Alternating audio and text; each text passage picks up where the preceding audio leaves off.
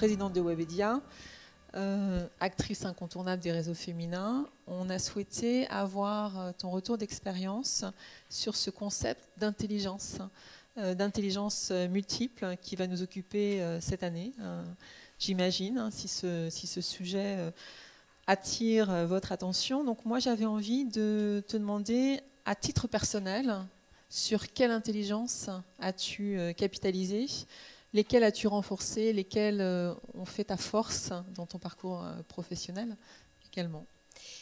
Merci Raphaël, bonjour à tous et à toutes. Alors moi, contrairement à Jean, je ne fréquente pas beaucoup les prix Nobel, mais je lis Elle le week-end chez le coiffeur. Et il y avait, c'est juste pour dire que c'est quand même un sujet d'actualité en effet, toute une enquête sur les intelligences avec encore une étude qui est sortie. Et j'en ai fait, c'est ce que je te disais tout à l'heure, un débat familial ce week-end. Parce que comme tu m'avais donné une série de questions, j'avais mes deux filles qui ont 23 et 25 ans. J'avais mon compagnon qui a 77 ans et qui est chef d'entreprise. Et j'avais le copain d'une de mes filles qui a 25 ans lui aussi et qui est chercheur en maths. Et donc ça me paraissait un bon panel pour finalement tester, non pas ce concept d'intelligence du point de vue du leadership, puisque moi tu m'as axé mes questions sur la relation avec l'entreprise ou ce que j'avais fait moi en relation avec toujours les intelligences dans l'entreprise ou l'intelligence. Mais en tous les cas, c'est un sujet qui se porte bien sur l'intergénérationnel. On va en parler puisque c'est une des questions, une des approches. Mais je voulais juste dire ça parce que finalement, si vous voulez porter ce sujet chez vous en famille, c'est un bon sujet de débat. C'est un bon sujet aussi de discussion puisque finalement, on s'aperçoit que personne n'est d'accord fondamentalement sur ce qu'on appelle les intelligences, l'intelligence. C'est autant d'interprétations subjectives, ce concept d'intelligence.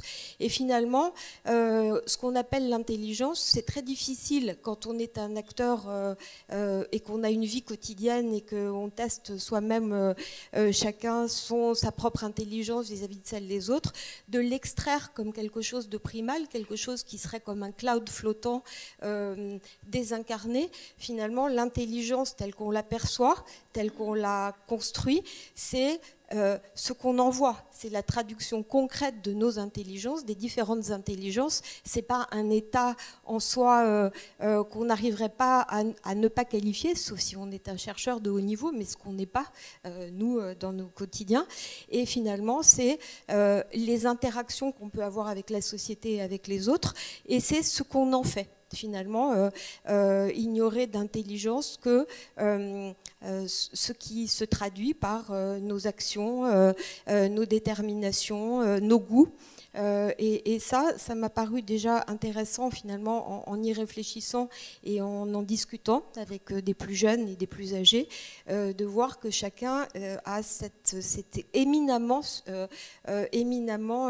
subjectif, cette notion d'intelligence. Et même quand on se dit une intelligence créative ou une intelligence relationnelle, chacun y met des choses différentes, puisque Marc, mon compagnon, lui, il a une intelligence relationnelle, il est très bon en relation, il a des réseaux, mais il n'est pas du tout bon en psychologie. Donc l'intelligence relationnelle, finalement, est-ce que c'est entretenir, non pas des mondanités, j'irai pas jusque-là, mais savoir bien entretenir ses réseaux, ou c'est comprendre les gens.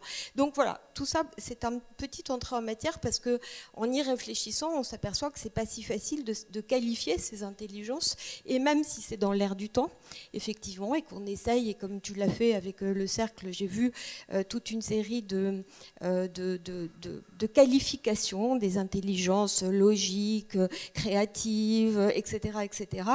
Finalement, chacun y met ce qu'on veut, mais au bout du bout, dans ce qui est primal, dans ce qui est l'intelligence des êtres humains à l'origine, qu'est-ce qu'on a gardé de tout ça et qu'est-ce qu'on traduit dans ces interactions avec les sociétés.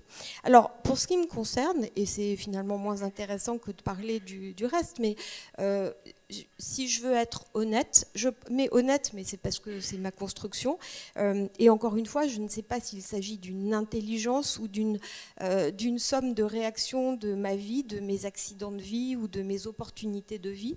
Je pense que ce qui me qualifie le plus, et en tous les cas ce sur quoi j'ai le plus non pas miser parce que ça aurait l'air d'être un calcul prémédité et ça ne l'a pas été, c'est finalement l'intelligence de la relation avec les autres, parce qu'au bout du bout, c'est finalement ce qui conduit le monde. C'est pas forcément d'avoir des intelligences théoriques. En tous les cas, moi, je n'ai pas du tout une intelligence théorique. J'ai une intelligence extrêmement applicative, mais surtout, je suis en permanence dans l'analyse des gens et j'ai moi aussi des réseaux. J'ai une intelligence relationnelle, en effet, mais en y réfléchissant, elle est moins relationnelle et elle est plus émotionnelle. Et c'est pour ça que finalement, j'étais très en phase sur cet aspect des 7 sens appliqués dans l'entreprise, parce que ce qui conduit une vie est aussi un leader dans l'entreprise, ou en tous les cas quelqu'un qui travaille dans l'entreprise, c'est en permanence cette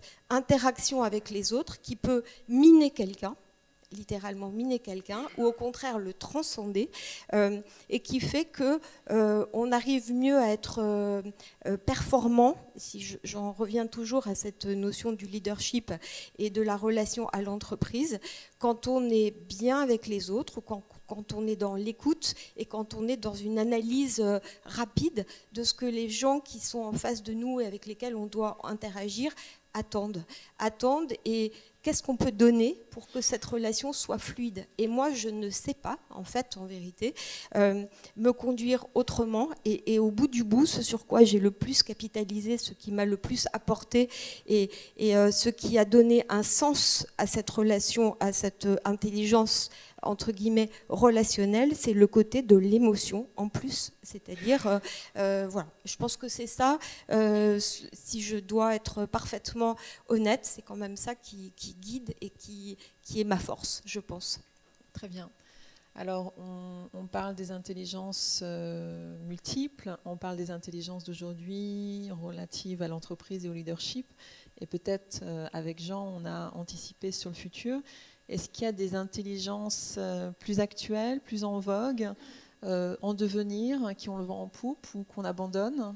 Alors, là encore, en ayant discuté, j'ai essayé de me dire, voilà, qu'est-ce qui aujourd'hui est une intelligence en vogue, qu'est-ce qu'on valorise aujourd'hui.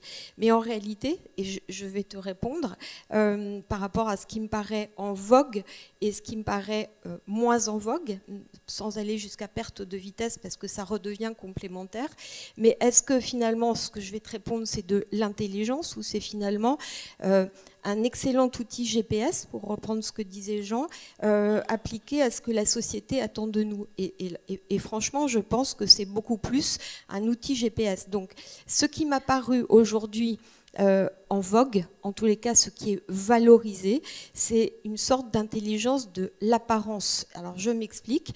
C'est cette capacité à saisir l'air du temps et les codes. Quand on est aujourd'hui dans le monde des startups, on est aujourd'hui dans le monde de la création d'entreprises. Ce qui est valorisé aujourd'hui, c'est moins le savoir académique, quelque part, le savoir en profondeur, très vertical, que le savoir de ce qu'on attend pour pitcher, le marketing de soi, la présence digitale, le fait de connaître, et c'est une façon d'avoir ces outils GPS pour se guider dans le monde et savoir s'y placer, se positionner. Et c'est une sorte d'intelligence de l'apparence, c'est une intelligence des codes. On dit toujours, les jeunes ont du mal aujourd'hui à s'y retrouver parce qu'ils ne savent pas les codes de nos sociétés. Et donc, c'est une intelligence des normes d'aujourd'hui. On aurait pu dire que la disruption était une forme de nouvelle intelligence. Mais si on y réfléchit, et j'ai essayé de réfléchir, moi qui suis dans ce monde aujourd'hui de Webedia, qui est un monde des startups très différent de ce que j'ai connu avec Fimalac, et on peut parler des leaders d'avant et d'aujourd'hui, enfin, si on peut dire qu'il y a vraiment cette césure.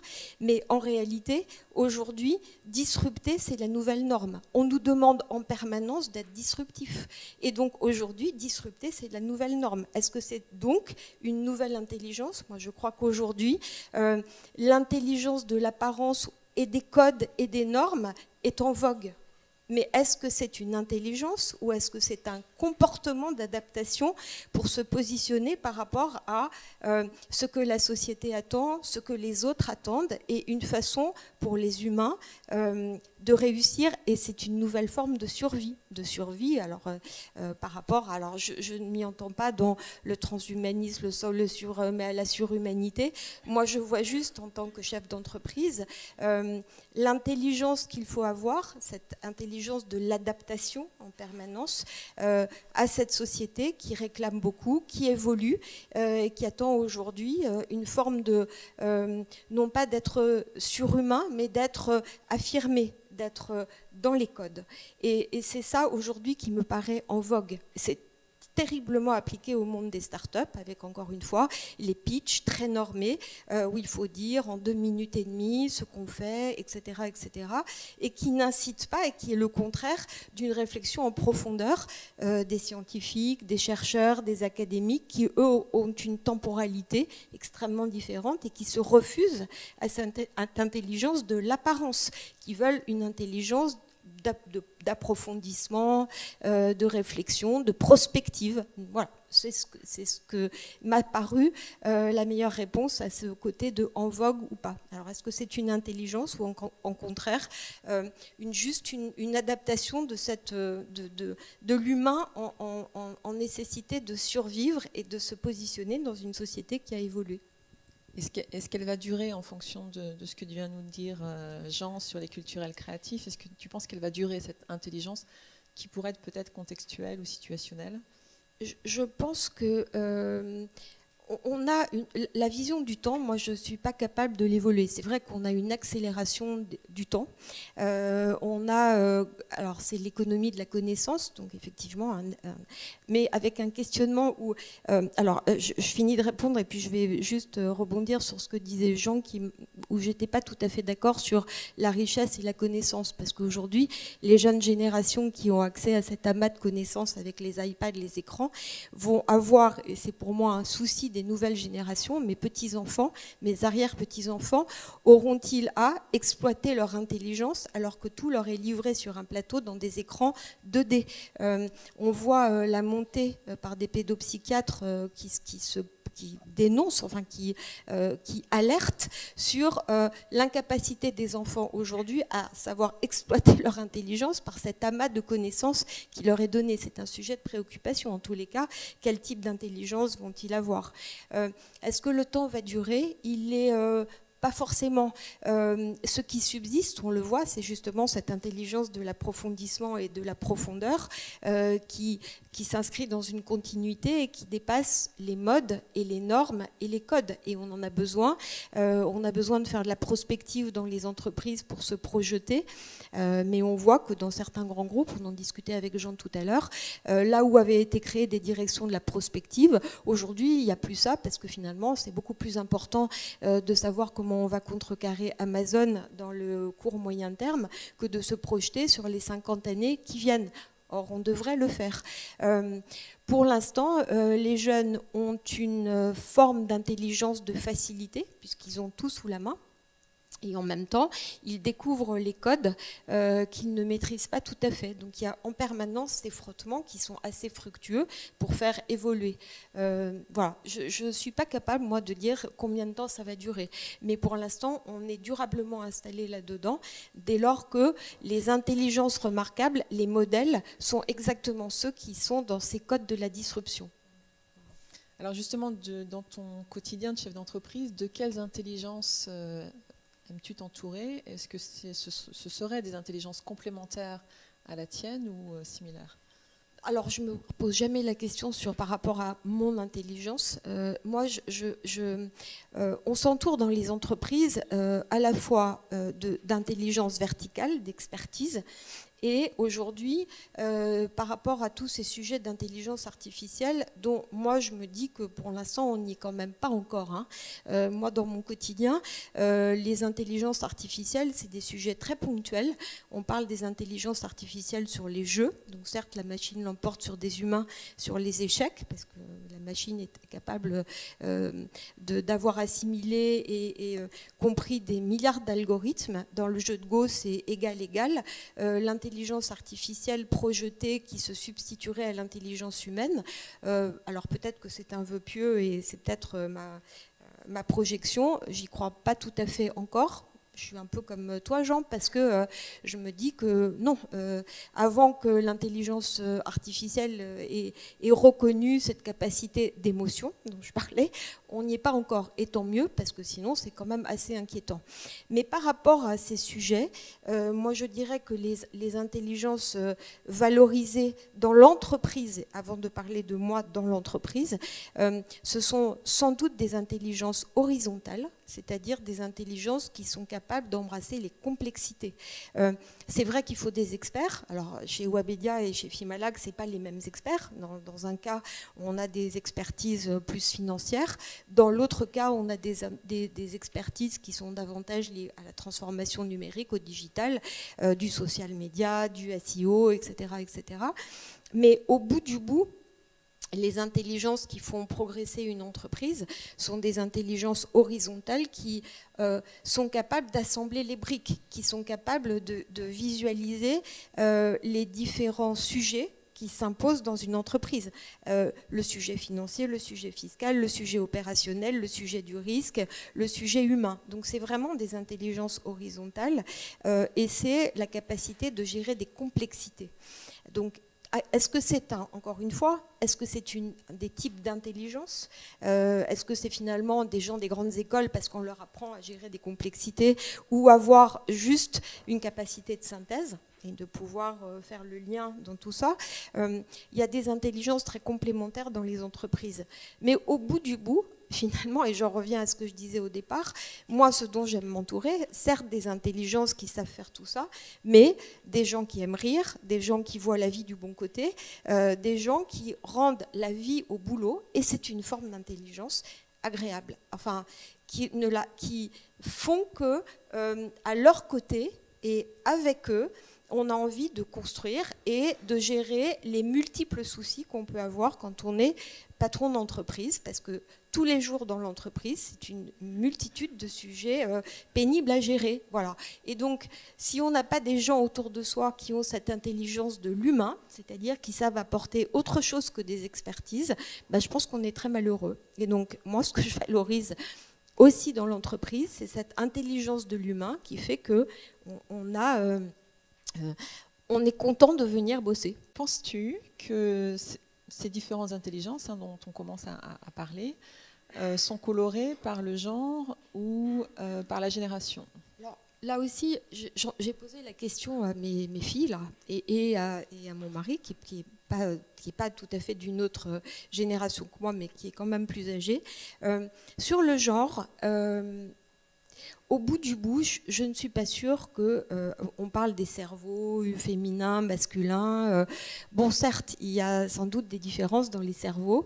Est-ce que les intelligences des femmes et des hommes sont différentes? Moi, fondamentalement, je ne suis pas sûre. En revanche, ce qui est sûr, c'est que la projection des éducations, des codes et des normes influence les intelligences en genre.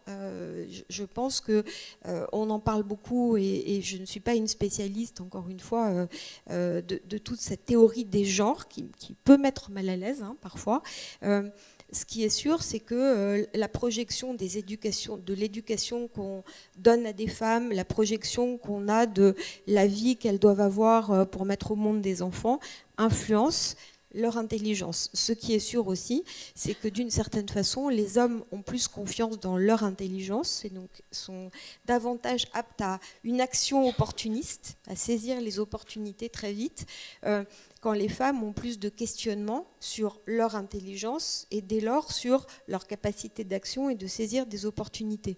On trouverait à cela des milliers de contre-exemples. Des hommes qui ne savent pas faire ça et des femmes qui en revanche saisissent le taureau par les cornes et savent faire ça. Au bout du bout, si on devait le voir en tant que chef d'entreprise, c'est ce qu'on dirait, c'est ce qu'on pourrait dire. Et bien entendu, tous les sujets sur les femmes sont plus sensibles, sont plus aptes à ci, à ça, etc. Peut-être. Est-ce que c'est une intelligence ou est-ce que c'est finalement la résultante d'une éducation? Moi, je pose la question. Sur la partie de l'intergénérationnel, moi, je pense que c'est beaucoup plus lié à l'époque dans laquelle on vit chacun. Est-ce que, par rapport à nos grands-parents, notre intelligence est différente? Moi, je crois que... Et nos enfants ont-ils une intelligence différente de la nôtre? Moi, je pense que c'est l'époque dans laquelle ils vivent, où on vit, qui détermine aussi les formes d'intelligence. Mes filles, elles sont dans ce monde des startups que je décrivais. Dès lors, elles ont une intelligence de l'agilité, une intelligence des codes. Elles vivent dans un monde suralimenté en informations, et donc on pourrait penser qu'elles ont une intelligence beaucoup plus riche, puisque ayant accès à un monde ouvert, un monde qui est beaucoup plus dans l'incarnation, qui est beaucoup plus exposé par rapport à ce qu'on dit. La moindre chose qu'on peut dire se retrouve dans les réseaux sociaux, et donc il y a une forme d'intelligence de l'exactitude aujourd'hui par rapport à avant nos parents, nos grands-parents, sans compter les leaders, les patrons d'entreprise qui vivaient dans des mondes fermés, un peu plus opaques, avec des communautés beaucoup plus dociles et beaucoup moins sujettes à une critique instantanée, à une remise en cause instantanée. Donc je pense que c'est plus l'époque et les facilités de l'époque ou les caractéristiques de l'époque qui déterminent cette intelligence. Les générations de la guerre, et je rejoins ce que disait Jean sur Gorbatchev qui a privé tout un monde de périls. Des générations qui ont vécu des périls ou des guerres, sont-elles plus fécondes en réflexion, en questionnement? Sans doute, oui, mais d'ailleurs on l'a vu. Elles reconstruisent un monde meilleur ensuite. Est-ce qu'aujourd'hui, le fait de ne pas avoir de guerre, et on ne va pas la souhaiter pour autant, détermine des intelligences qui sont moins fécondes et plus dans le matériel, dans la consommation immédiate? Sans doute aussi. Mais encore une fois, c'est pour ça que je ne suis pas sûre que ce soit les intelligences plutôt que les contextes et l'époque qui déterminent, qui influent sur les intelligences, les comportements. Et alors une dernière question sur la culture. Webedia est présent dans 10 pays avec autant d'équipes multiculturelles. Est-ce que tu constates une différence d'intelligence en fonction de ces équipes? Encore une fois, moi je trouve que c'est beaucoup plus lié aux cultures des pays qu'à des formes d'intelligence. Si on prend des pays africains pauvres, il y a les mêmes clivages avant et après entre ceux qui sont dans les villes et ceux qui sont dans les campagnes. Pareil aux États-Unis, d'une certaine façon. On a les gens des côtes et les gens du bassin au milieu. Donc, entre les jeunes que je vois au Brésil ou au Moyen-Orient, évidemment, il y a des différences de culture importantes. Il y a le fait de ne pas pouvoir dire non, la notion de temps est différente entre les pays en Asie et la temporalité américaine, ou la vision du Brésil qui est beaucoup plus sur des sociétés qui bougent, qui sont marquées par leur jeunesse. Est-ce que c'est lié à l'intelligence ou est-ce que c'est lié à la culture ou à la religion de ces pays? Moi, j'ai plutôt tendance à penser que c'est beaucoup plus la culture ou la religion qui influence l'intelligence que des formes d'intelligence. On prend des jeunes, aujourd'hui les jeunes, ils vont d'un pays à l'autre et leurs intelligences sont adaptables, sont adaptées. En revanche, les cultures sont très différentes. La place des femmes est différente. La notion du oui et du non en affaires, le temps mis pour développer des relations d'affaires est différente selon qu'on est en France. Et puis on a beaucoup de clichés aussi sur les pays. Les Français sont Sparte mais odieux, les Américains sont sympas mais débiles. On a finalement catégorisé les pays en caractérisant ça par l'intelligence, alors qu'en fait tout ça ce sont des clichés, on trouve autant de choses différentes que ce qu'on dit, mais pourtant on fonctionne tous avec des clichés sur les intelligences des uns et des autres. Merci Véronique pour ce beau panorama des intelligences.